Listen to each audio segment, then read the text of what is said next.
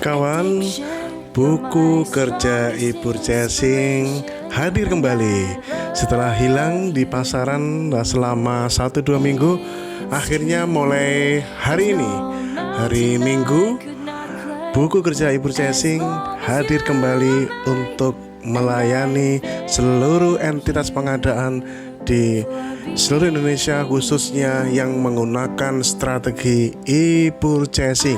Buku kerja e-purchasing hadir kembali dan bisa dibeli di berbagai online shop yang tersedia sebelumnya, termasuk apalagi di TikTok ini ya. Beli di keranjang kuning, buku kerja e-purchasing hadir kembali. Apa alasan Anda perlu punya buku ini? Rekan-rekan semuanya, buku kerja e-purchasing ini adalah satu-satunya sejauh ini referensi tata kelola akuntabilitas e-purchasing yang komprehensif, sejak perencanaan pengadaan, kemudian diperkuat dengan analisis pasar, kemudian dibuatkan sebuah perbandingan referensi harga dan perbandingan antar penyedia, sehingga terjadi pula proses evaluasi perbandingan rasionalitas antara informasi yang tersedia di e-purchasing, di katalog atau toko daring, dengan spesifikasi teknis kebutuhan dari BPK, untuk kemudian ditetapkan dalam sebuah dokumen spesifikasi teknis untuk kemudian ditransaksikan, entah dengan metode negosiasi atau metode mini kompetisi. It's no problem. Rekomendasi saya adalah metode negosiasi. Nah, kemudian dikendalikan kontraknya dan kemudian strategi serah terima hasil pekerjaan hasil dari transaksi e-purchasing. Sangat komprehensif, 7 langkah ya, 7 langkah penerapan e-purchasing. Nah, bagi rekan-rekan semuanya, entah yang sudah beli buku ini sebelumnya maupun yang sudah, berita gembira. Edisi cetak kali ini, edisi cetak yang ini nih ya, QR code-nya, isi file dokumennya saya tambahkan lagi ya. Di dalam buku ini ada QR code yang tinggal Anda scan barcode, kemudian Anda download ya, kemudian Anda terapkan sesuai dengan petunjuk yang ada di dalam buku ini ya, dimana dalam cetakan ini kita tambahkan yang terkait dengan e-purchasing pekerjaan konstruksi. E-purchasing pekerjaan konstruksi. Ada 7 langkah penerapan e-purchasing untuk barang dan jasa lainnya, dan 7 langkah penerapan e-purchasing untuk pekerjaan konstruksi. Di dalam langkah nomor 4, dokumen penetapan penyedia e-purchasing untuk barang dan jasa lainnya, seperti pada cetakan sebelumnya sudah tersedia 7 pertimbangan dalam memilih barang jasa dan memilih penyedia barang jasa. Nah, dalam buku ini ditambahkan lagi dengan 7 pertimbangan memilih kontraktor pekerjaan konstruksi di e-purchasing. Kontraktor pekerjaan konstruksi di e-purchasing ditambahkan lagi, rekan-rekan semuanya. Kemudian ditambahkan lagi di dalam QR code adalah yang terkait dengan pendekatan e-purchasing yang berbasis produk jasa konstruksi. Produk jasa konstruksi yang sudah sering saya ulas di VT TikTok ini.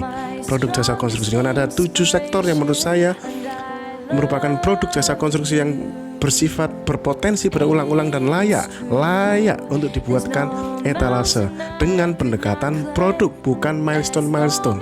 Nah, diulaslah di dalam QR code buku ini, dan bisa Anda manfaatkan untuk mengambil keputusan untuk membuat telaah dan membuat etalase, mengembangkan lagi katalog pekerjaan konstruksi, tapi dengan pendekatan produk jasa konstruksi ya, apabila itu digunakan untuk pekerjaan konstruksi yang bersifat pembangunan. Namun yang bersifat pekerjaan konstruksi yang bersifat pemeliharaan, rehab, renov, maka cocoknya adalah menggunakan tetap seperti milestone ya, rehab.